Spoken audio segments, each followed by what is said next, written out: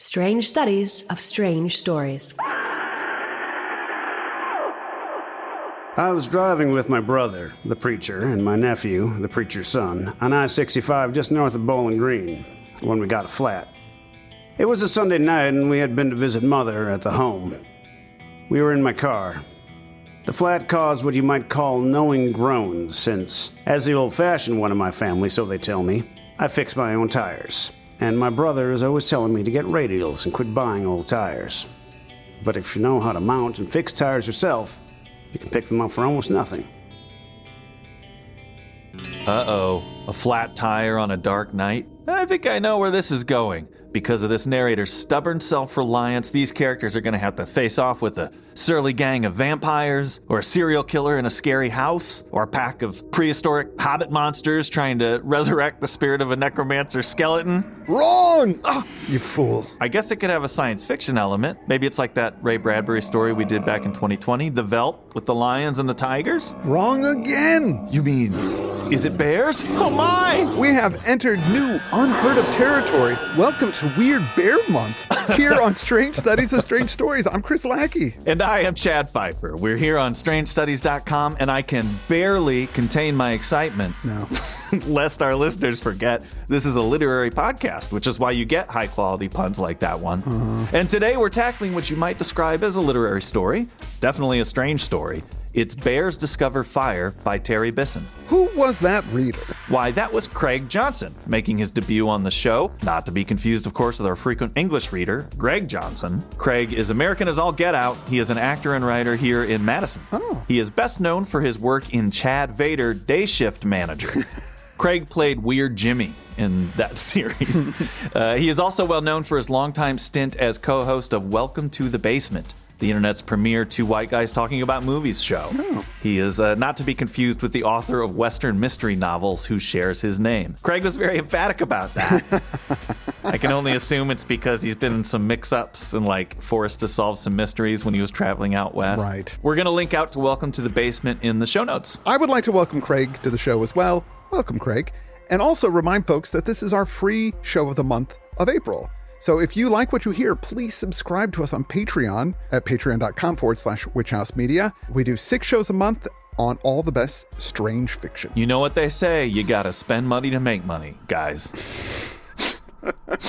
Next week, we're doing a story by L. Sprague de Camp about a bear who saves the world like an uplifted, intelligent bear. Yeah. We've talked about that author a ton over the last 15 years, but we've actually never covered one of the stories by this author. I couldn't believe it, yeah. Now, the reason we're covering these stories is because we mentioned Bisson's story, They're Made Out of Meat, during our science fiction month in February. It's a really short story. Folks should go read it online. There's also a cool short film made of it. Did you watch that? Yes, I did watch that. It's got the RoboCop 2s in it. That's right, RoboCop 2. Kane. Starring RoboCop 2, it says right at the top.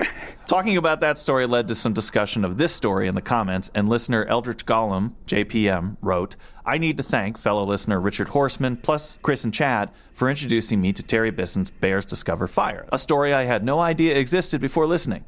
I just finished it, and it was just as amazing as I hoped it would be. Would love for it to be covered on a future episode. I have a penchant for weird bear stories, and I'm always looking for recommendations. Another one I recommend is The Command by L. Sprague de Camp, partly because I can't believe de Camp hasn't gotten a story on either show yet. It's unbelievable to everybody. Just like the Gollum of Jewish folklore, that idea is solid and magical. And here we are at Weird Bear Month. Whoa. Oh my God. It's so scary. What do we know about Terry Bisson? Terry Ballantyne Bisson was born in Madisonville, Kentucky in 1942. The Bowling Green area is the setting of this story, as we heard at the top. That's in Kentucky, so set in an area he clearly knows. When Bisson was a student at Grinnell College in Iowa, he and 11 other students traveled to Washington, D.C. in 1961 during the Cuban Missile Crisis. They were there to support the president, who was Kennedy, were called into the White House, which was unheard of at the time. There weren't protesters. They were just kind of out there going, yay, yeah, do the right thing. They were able to speak at length with McGeorge Bundy, Kennedy's national security advisor. McGeorge Bundy is the most made-up name I've ever heard. I refuse to believe that's a real person. I know, it says it was, and there seems to be some historical backing to say that he was real. But I agree, it's fake. Yeah, absolutely. Yeah. I mean, those kids, those teenagers, they said, yeah, we went to the White House. Oh, who'd you talk to? McGeorge Bundy. This whole event got a lot of press, and it's said to be the incident that started the modern student peace movement. Bisson's first paying gig was writing for comics in 1964 to 1972. He wrote for Creepy, Eerie, Web of Horror, and a few others. Oh, wow. I'm going to have to dig some of that up. I was not aware. His first published novel was World Maker, 1981, a fantasy novel that received only 3 stars on Goodreads. In 1981? No. The internet wasn't even invented yet. Oh my God, so ahead of its time. That's World Maker with a Y, right? Yes. WYRLD. right. Yeah, I guess it's not great, but, come on. I don't always trust that. However, he has written several more novels over the years. He's also written a lot of short fiction, which has been published in Playboy, Omni, Fantasy and Science Fiction, Harper's, and many others. That's really impressive. Friends of the Show Tour Books published his first collection, Bears Discover Fire, in 1993. This is where I found this story. Bears Discover Fire was first published in the August 1990 issue of Isaac Asimov's science fiction magazine. This story won a Nebula and a Hugo and the Theodore Sturgeon Short Fiction Award. It's the EGOT of short stories, the Nahue Theo. That joke wasn't worth the work. As a fan of novelizations, you'll be happy to know that Bisson wrote novelizations for Johnny Mnemonic, Virtuosity, The Fifth Element, and Galaxy Quest? I saw Johnny Mnemonic twice in the theater, so I'm sorry, I'm not going to read the novelization for that one. Your loss. I don't know that I ever read any novelizations of comedies.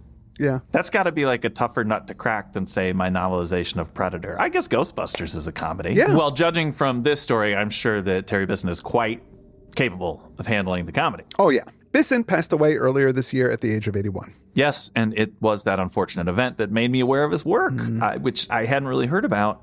It's too bad because I could have been enjoying it all this time. I really loved this story. I really love They're Made Out of Meat. Let's just get into it. Our story begins with a man named Bobby with his brother Wallace and his nephew, Wallace Jr., on the side of the road fixing a flat. Bobby is a hands-on kind of guy. He not only knows how to change a tire, but he can also mount and fix tires. Wallace is a preacher. That would make Wallace Jr. the son of a preacher man. Yes. He was. Honestly, I can't remember the last time I had to change a tire. I was thinking about this.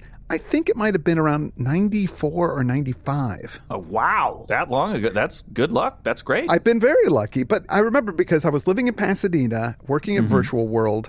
I had a flat tire, and I was driving around in town on the donut for a week or two. And I was dead broke. That's such a young guy thing to do. Yeah. I was broke at the time, just because you're working this retail job, and getting a replacement tire was really expensive. And I just didn't have the money. But this buddy of mine who I worked with, who was a bit of a ne'er-do-well, was like, oh, I could hook you up. I know a guy. And I'm like, oh, great, because he can get me a cheap tire. And I said, thanks, man. I really appreciate that. And waiting for him to actually do something, a few days later, I come down to the garage, and my car miraculously has a new tire on it. Oh, he didn't just give it to you. Yeah. The service was included. He included the service, and I'm like, that's weird. How did that happen? And I called him and was like, hey, what? Did you do the tire? He's like, oh, yeah, my boy set that up for you. And I'm like, oh, great. That's awesome. Thank you so much. What do I owe you? And he's like, no, don't worry about it, man. It's cool. And I'm like, really? He goes, yeah, it's not a problem. A few days go by, and then as I'm walking by the tire, I look down at the rim, and it's different than the other tires of the car. Wait, what happened here? Oh, the whole rim was different. The whole rim. And I had a donut on there. So what did he do with the old tire? Yeah. I was able to kind of piece together that I think his friends just stole a tire and swapped out my donut for that tire and then got rid of it. I don't know what happened. Because I was poor and I really needed a new tire. I wasn't going to say anything to anybody about anything. I didn't want to ask him either because maybe, that was totally legit. Well, yeah, maybe it was, but you weren't going to find, No. And, hey, for all I know, it was legit. What am I going to do? Ask directly? I don't blame you. I like how you describe him as a ne'er-do-well. Yeah, he was in a subdivision of the Crips, I believe. A subdivision? I don't know how they classified. A subdivision, I believe, is the correct term for that. Yes. Anyway, but the act itself, I thought, was messed up and sweet in equal proportions. Yeah. A bit messed up and sweet like this story, but I'm going to say that the proportions are a little less balanced. In this story? Oh, yeah, I think that this is much more sweet than it is messed up. That's true. Yeah. I wonder what the butterfly effect was of somebody getting their tire stolen, though. I don't know. Do you think about that at night sometimes? No. Guy didn't get to his job interview, didn't get the position he wanted. But he met the girl of his dreams while wandering through the park. Oh, yes. But then he became a DJ. Oh. I don't know why I just did a drive-by on DJs. I love DJs. Yeah, They I'm play crazy. the greatest beats.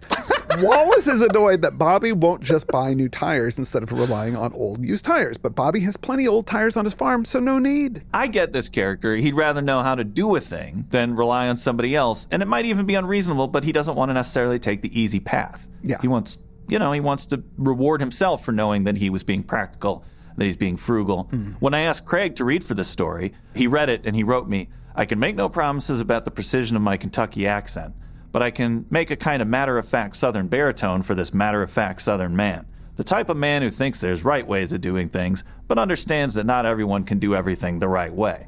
Someone who's not going to panic, but isn't fool enough to waste time putting oil on lug nuts once a bear enters the equation."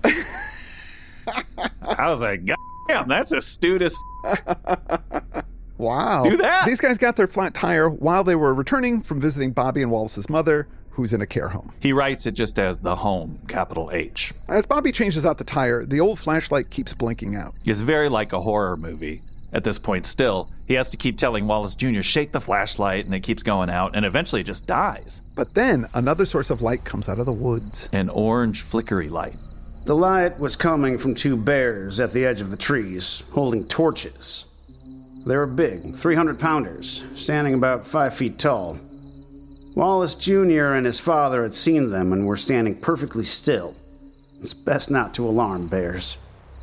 I fished the lug nuts out of the hubcap and spun them on. I usually like to put a little oil on them, but this time I let it go. I reached under the car and let the jack down and pulled it out. I was relieved to see that the spare was high enough to drive on. I put the jack and the lug wrench and the flat into the trunk. Instead of replacing the hubcap, I put it there too. All this time, the bears never made a move. They just held the torches, whether out of curiosity or helpfulness. There was no way of knowing. It looked like there may have been more bears behind them in the trees. Opening 3 doors at once, we got into the car and drove off. Wallace was the first to speak. "Looks like bears have discovered fire," he said. Pretty nonchalant. You'd think there'd be a holy But this is the charm of the story. Yeah. This humorous tone about something that I think would be pretty world-changing. Our English listeners might think, torches, big deal. The bears found some flashlights. Oh, right. No, these are old school, wrap a cloth around a stick and set it aflame. I'm not sure I'd even do it right, torches. Yeah. So, these bears did this with intent and a little bit of knowledge. We cut to Bobby and Junior visiting his mother at the home. We find out that she was the first woman school bus driver ever. She claims to have driven over 1 million miles over the years of her work, a number Junior notes is a bit high. Which is such a family thing to do. Oh, yeah. She's just hyperbolizing because she's proud of herself, but you're like questioning the number. If I met this woman and she's a stranger, I'd be so impressed. But yes, if it was my grandmother, I'd be like, whatever, Grandma. 1 million? Maybe like 600,000. Their mother has been in this home for 4 years, and since she's got there, she said that she's ready to die. Don't worry about me, boys. I drove 1 million miles, and I'm ready to pass over to the other shore. I won't have long to linger here. I was worried that this story was going to upset me because the title's pretty explicit, but it doesn't hit at this angle. Right. And a large part of my move back to the Midwest is because during the pandemic, we had to move my mother to a nursing home. Yep. Not much to say about it other than everything about that situation sucks. I didn't want to have to talk about these characters going through it. Luckily, the story, it doesn't really get into all that. And it has enough good humor that, I could also deal with it. Yeah. It's handled so deftly. This is actually a very, as you said, sweet story. Yeah. Pretty impressive to be able to strike that tone. His mother talks about the news going on and how bears are discovering fire. Bobby tells her it's true that he's seen them. The papers also say that the bears are giving up hibernating for the winter since they've got fire. Oh. I declare, Mother said, what'll they think of next? The nurse came to take her tobacco away, which is the signal for bedtime. That also reminded me of my mom because when I was a kid, that's how I would go to bed. She'd come and take my tobacco away. I'd go, let me keep smoking, Mom. I'm 3. And it would go on like that. Oh, boy. Makes me nostalgic. Rituals of childhood. We find out every October, Wallace and his wife go to a real estate conference for Christian business people. I thought it was interesting that even though he's a preacher, he still has to have a side hustle. Oh, yeah. A lot of the themes in the story, and then even some things like that, really felt modern day, even though it's from the 90s. Wallace Jr. stays with his uncle Bobby on his farm. He has his own room at Bobby's where he keeps his .22 rifle and his comic books. Awesome. The same room that Bobby and Wallace shared when they were boys. Junior's 12, and when Bobby comes home from work, he's a crop insurance salesman. He finds Junior looking off into the distance by the interstate where the bears are. Bobby shows Junior how to break the bead on the tire 2 ways. Junior wishes that he could see the bears, but Bobby points out that you can't see their fires during the day, but tonight they will see the fires. I said earlier that you'd think people would be more shocked about this, but there is also a kind of truth here that people can adjust to anything. Oh, yeah. You know, once enough people see that the bears are doing that, then it just sort of becomes commonplace in a way. We've seen that in the last few years. Things can dramatically change and people can just really quickly adapt. They just roll with it. Yeah, it's really bizarre, but true. The news gives us a bit of info about what's going on. They tune into the network and it says the bears have been seen in Kentucky, West Virginia, Missouri, Southern Illinois, and of course, Virginia. There have always been bears in Virginia. Some characters there were even talking about hunting them.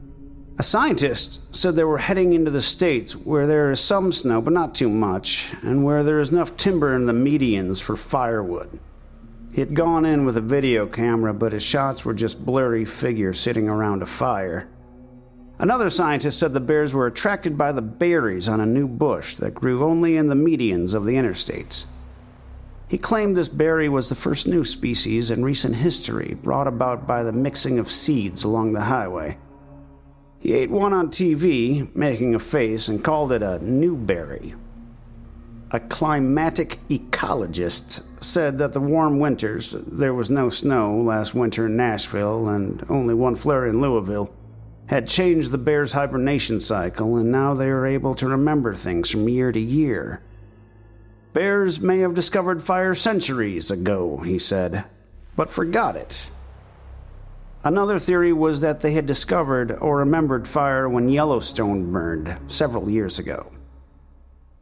So a lot of things there that, again, feel very current. The warmer winters causing changes in animal behavior. Yeah. We know is happening all over the world. Yellowstone burning with all the wildfires we're always suffering. Is the implication that these berries, because they're by the highway or because it's this strange mix of berry species that wouldn't have happened without the cars, that's what's making them smarter, maybe? Maybe. I think that it's intentionally ambiguous because we're not really exactly sure. They throw out a bunch of things. It could be a combination of all of them. Maybe it's one of the things. Right. Or something that's not even discussed. Ultimately, it's not important, really, why they're doing it. It's just, it's happened. Are you scared of bears? Yes. Just felt like we should get that out of the way. Yeah, oh yeah. I'm not like, I don't lie in bed and I'm worried that a bear is going to eat me. But if I saw a bear out in the wild, I would crap my pants. Oh, yeah. They're terrifying beasts. Terrifying. I'm so scared of them. We were on like a suspended conveyance in Alaska going up this hill, and there was a bear that a bunch of people ran over and go, "Oh, look, it's a bear feeding the cubs." Oh, no way God. this bear could attack us way up there. I still was like, don't look at it. It scared me. They're terrifying animals. Oh, yeah. After the news, they go out and look at the bear's fires in the distance. Junior is keen on shooting one of them with his .22, but Bobby says a .22 won't do anything to a bear but make it mad. Plus, you can't hunt on the medians, which is where they saw the bears. The story is very American in so many ways. Maybe none more than the son of a preacher man with a gun. I was surprised that people weren't already shooting these bears left and right. Yeah. But they're kind of, so far, being respectful. The narrator's reasoning for this is also funny. He goes, besides, it's illegal to hunt in the medians. Right. So it's just this sort of arbitrary rule. Yeah, and people just are going to adhere to it. Well, I would. If they got out in the woods, then that would be legal. The medians, also this being like a country of highways. Yeah. You know, that somehow the wild thing is happening in the medians of those highways. I thought it was a really interesting use of that space, that blend of the modern and the old world. The next day, Bobby teaches Junior how to mount a tire, and then they climb the fence to look at the bears. During the day, they don't seem to be around. The story keeps returning to the narrator teaching his nephew who's staying with him, you know, taking this time to teach him how to fix this tire and how to do it by himself. It sort of reminded me of the popularity of these blue-collar reality shows. Mm-hmm. The fishermen and the ice road truckers and people who have these very hard jobs where you have to know what you're doing For folks that are working in the cubicle farms, they'll come home and watch that because it feels like it's something that as a culture or as a people we've lost the ability to do things. If everything goes to crap, you're so used to using GPS and your smartphones and Google and all of these technology things that we are relying on. Will we know how to do anything? Yeah. I think even is the reason that people will watch the zombie shows and that kind of thing, because they're saying, when are we going to get back to knowing how to do things? And I think that this story really hits on so many levels, a feeling that something's been lost in society. Yeah, for sure. In Northern Virginia, according to Good Morning America, the story says, the bears were keeping their fires going all day long. Here in Western Kentucky, though, it was still warm for late October, and they only stayed around the fires at night. Where they went and what they did in the daytime, I don't know. Maybe they were watching from the Newberry bushes as Wallace Jr. and I climbed the government fence and crossed the northbound lanes.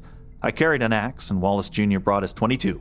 Not because he wanted to kill a bear, but because a boy likes to carry some kind of a gun. They look through the woods in this median and find a place with a musky but not unpleasant smell and the remnants of a fire, around which are some logs. Are these logs for sitting? I cut a little firewood and stacked it to one side, just to be neighborly. Little peace offering for the bears. They'll cut some firewood for them. That's about as neighborly as one can be. I actually got some firewood from my neighbor in just the last few months here. Oh. I'm always a little nervous about meeting new people, but when we moved to this neighborhood, we have these winters. That, we didn't have that in California. Oh, yeah. Absolutely. So folks are out when the snow comes in, you're not getting it done, and you see everybody, and you have to talk to each other. Am I going to do this side of the sidewalk? But you also, everybody right away, hey, something goes down, here's where we are. You sort of have to because of the inclement weather. Yeah. And that connection, I was like, oh, good, you know what? I like this. This is nice. Because in Los Angeles, you get that sometimes, but a lot of times, I don't know if you remember this, but if you went out into the neighborhood, it was because something scary had happened. Oh, yeah. There was a big explosion or a light in the sky, and everybody's out there going, what the heck is that? Should we be running? By the way, I'm James. It's just like a weird context to meet people in. It's much nicer when you're giving each other firewood. I thought it was really neat that he did that. Yeah. Bobby tastes one of these new berries and immediately spits it out. It's so sweet, it's sour, just what a bear would like. How does he know that? I don't know. Bears like sweet and sour things? I don't know. I guess you're right, yeah. That evening, Bobby and Junior visit Mother at the home. She's annoyed about all the bear stuff on the news. As she talks, Bobby combs her hair, which I thought was very sweet. She tells him not to bother on Sunday for a visit because she'll be gone. Which she says with a wink. So just like with the miles that she drove the bus, you get the impression she likes to exaggerate for effect. Yeah. On Saturday morning, Bobby gets a call from the home. His mother has escaped. Yeah, they say she's gone, which he misinterprets. Yeah. Why would you, if you're the person to make that call, why would you say that? And then they go, no, she didn't pass away. She ran away. She escaped. When Bobby gets back home, he notices that Junior has supper already. Bobby tells him that his grandmother has flown the coop. Junior says that she did say that she was going to do that when we were there last. So he's like, well, what are you going to do? After dinner, Bobby looks out the window and he sees the fires in the distance and he knows where his mom is. Thank goodness. I mean, it is an absolutely terrifying situation. To say that she's escaped is almost like comical language about something that would be a very serious situation. Oh, God, yeah. It's very officious in this paragraph. The nurse told me that Mother had been acting more and more confused lately. Of course, they're going to say that. Mm-hmm. He's already antagonistic thinking, trying to cover their own ass. Right. We looked around the grounds, which is only a half acre with no trees between the interstate and a soybean field. Then they had me leave a message at the sheriff's office. I would have to keep paying for her care until she was officially listed as missing, which would be Monday. So clearly, they informed them of that. Maybe they had a legal reason to do it. It's obvious what it's saying, that there's this coldness and lack of connection between these people. Oh, yeah. Around something that's really, really scary. Bobby tells Junior to stay behind, but Junior follows with his .22. When they get to the fence, Bobby tells Junior, leave the gun behind against the fence, because we're not going to go in here with the .22, because, again, it's pointless, and we don't want to be aggressive to these guys. We're trying to, be cool. They go into the woods, and they see fire through the trees. The fire was mostly of sycamore and beech branches, the kind that puts out very little heat or light and lots of smoke. The bears hadn't learned the ins and outs of wood yet. They did okay at tending it, though. A large cinnamon-brown, northern-looking bear was poking the fire with a stick, adding a branch now and then from a pile at his side. The others sat around in a loose circle on the logs. Most were smaller black or honey bears. One was a mother with cubs. Some were eating berries from a hubcap. Not eating, but just watching the fire, my mother sat among them with the bedspread from the home around her shoulders. If the bears noticed us, they didn't let on. Mother patted a spot right next to her on the log, and I sat down. A bear moved over to let Wallace Jr. sit on her other side. Bobby begins to whisper to his mother, but she shakes her head. The implication being that she thinks it's rude to talk in front of them because they obviously don't speak English. Well, they don't speak at all, and so it would be rude to demonstrate their own powers of speech. Yeah. When in Rome, do as the Romans do. When in bear land, be like bear. Yeah, just sit there. And they do. They just sit by the fire in silence for what seems like hours looking at the fire. 3 generations of a family and a bunch of bears. It looked like only a few of the bears knew how to use fire and were carrying the others along. But isn't that how it is with everything? And that goes to your point that you were making earlier, how we don't really know how to do everything to survive. We all have little bits and pieces that we do in our society. Yeah. Even with these bears, not all of them know how to make fire. Only a few of them do, and the rest just benefit from that. Yeah, we all have to carry each other along. I looked around the circle at the bears and wondered what they saw. Some had their eyes closed. Though they were gathered together, their spirits still seemed solitary, as if each bear was sitting along in front of his own fire. When he went to sleep, I wrapped the bedspread around all 3 of us. It was getting colder, and we were not provided, like the bears, with fur. I was ready to go home, but not Mother. She pointed up toward the canopy of trees, where a light was spreading, and then pointed to herself. Did she think it was angels approaching from on high? It was only the high beams of some southbound truck, but she seemed mighty pleased. Holding her hand, I felt it grow colder and colder in mine. In the morning, Junior wakes Bobby up, and he can see that his mother had died in the night. The bears are gone, the fire put out. Some people come crashing through the woods, and it's Wallace and some state troopers that are out looking for them. The cops take the firewood that was piled up, and then they throw it into some bushes. Says it seemed a petty thing to do. They were like bears themselves, each one solitary in his own uniform. These are like the forces of civilization. Unlike how he had stacked the firewood, they just throw it all away. Solitary. I think this story is really yearning for an older mode of communion with each other, community. Yeah. Sitting around a fire quietly, not everybody talking all at once. Yeah. Not everything being a cold, transactional thing, and I think that that's what his mother went out to experience. One of the cops said this is the first report of the bears bothering old folks. And Bobby tries to explain that that's not what was happening, but the cops just don't listen. Some guys from the funeral home come to pick up the body. We stood for a minute watching the cars and trucks pass. It's a blessing, Wallace said. It's surprising how much traffic there is at 6:22 a.m.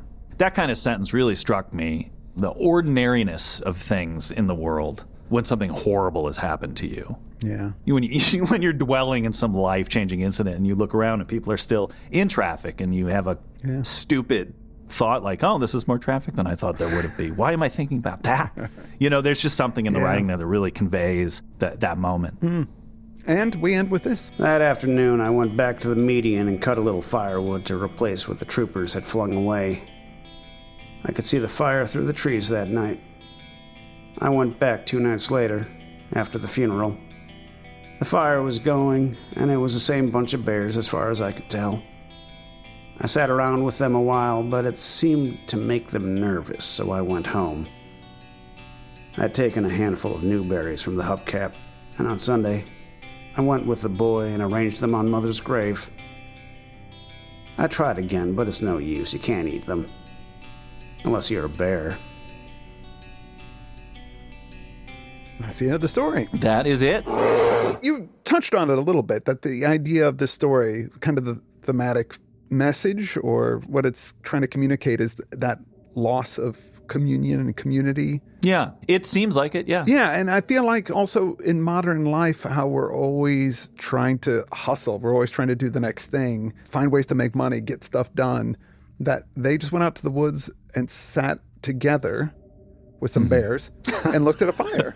Yeah, which, for a story called Bears Discover Fire, you would think it would be about the war with the bears. Yeah. I mean, of course you think it's going to go that direction, and instead it communicates, look how nice these bears figured out how to do something. Remember what that was like? Yeah. Getting carried along as well, though, by society is part of the reason that maybe we don't know how to do things. So that slope goes up and then goes down, right? Because so many things get done for you that you lose the meaning of what it means to do them with your own hands. So it's like, where's the perfect place to be on this continuum? Yeah. This is either one of the greatest stories I've ever read or the worst Far Side comic I've ever read. No, I really enjoyed it. I did too. I thought it was really thoughtful and sensitive and interesting and funny. What more do you want out of a story? Yeah, now it's going to go in a little bit of a science fiction direction. We're going to keep going with these bears getting more and more intelligenter in next week's story, The Command. Mm-hmm. After that, I'm not quite sure yet what we're going to do. It turns out that while there are bear-like stories out there and there are some novels, it's not so easy to find weird bear stories. No, it's not. There's the Theodore Sturgeon scary teddy bear story. Yeah. That might be what comes up, but we're going to announce as we go along. I know that story. It's a great story. So I'm leaning towards that already, even though technically it's not a bear. Well, it's a kind of bear. It is a kind of bear. Just like a mannequin is a kind of human. As far as I'm concerned. Hey, I want to thank our reader, Craig Johnson. Craig did an amazing job. Please check out Welcome to the Basement. We are going to link out to that show in the show notes. Thanks again, Craig. I also want to thank our stakers who make these free shows possible. And I want to start by thanking the king of all the snakes. I'd like to thank Jay Robinson. I'd like to thank Alistair Brooks. The twins, thanks guys. Boss Coffee, thank you. Angelina Brown, thank you. Eric Gordon, thank you. Eric Espolone, MD, thank you so much. Thank you, Richard Wolf. And lastly, I'd like to thank the awesome Ben A. We're going to be back next week with The Command. Until then, have your own Weird Bears experiences and tell us about them. Here on Strange Studies of Strange Stories. At strangestudies.com. Strange Studies of Strange Stories.